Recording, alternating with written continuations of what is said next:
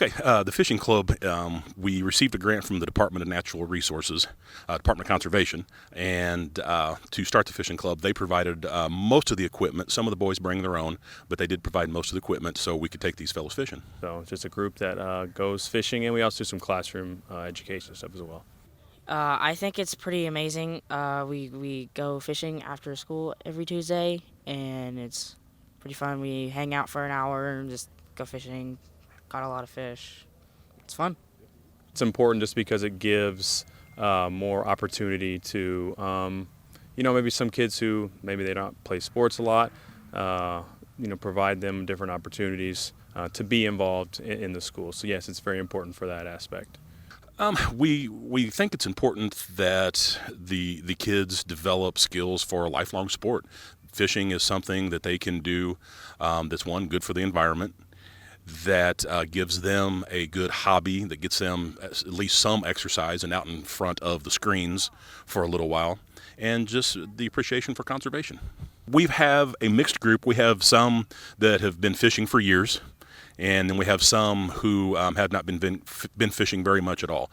So it's been a nice mixture. We've got some kiddos who are learning a lot, and some kids who are teaching other kids some fishing techniques, which is really, really fun to see. Middle school kids helping other middle school kids. But no, there's no requirement that you have to know how to fish. We will teach you. Teach you how to tie a hook, teach you how to bait a hook, teach you the different lures, how to cast, all that. This is the first year. Mr. Jingerson, the principal at FMS, has we've been talking about it for a couple years, and then we've got a little help from the Missouri Department of Conservation. One of the representatives came and kind of gave us the information, got us going. We usually meet on Tuesdays. This is our third meeting.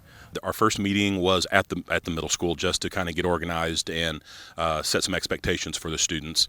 And then the last 2 weeks we went fishing. We're here today, and then last Tuesday we went to Hager Lake over at the industrial park. Yeah, we try to just pick some local areas. So obviously we're here at Engler. We were at Hager last time, and the guys who kind of not really run the show, but who, Mr. Doty, myself, some other teachers, would just pick different spots in the local area to fish at. But with the weather coming up, we're probably going to just meet at the middle school and just talk about fishing skills, fishing habitat, fish identification until the weather gets better in the spring so we can go fishing again. Farmington has several places like this where within just a 5-10 minute bus ride, we can have the kids here, let fish for an hour and a half before it gets dark, which is plenty of time to practice fishing, and then back to the bus and back to middle school. So there's pretty convenient locations. In the spring, we may travel further. Once the weather gets better, we may go to Big River, San Francis River, maybe the Huzaw River.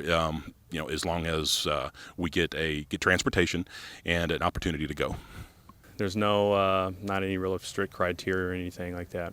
Got to be a student at FMS. That's about it. The only requirement that you had to do, you have to sign a permission slip, and that one permission slip is if your parents sign that, you get to go on all the fishing trips that we go to.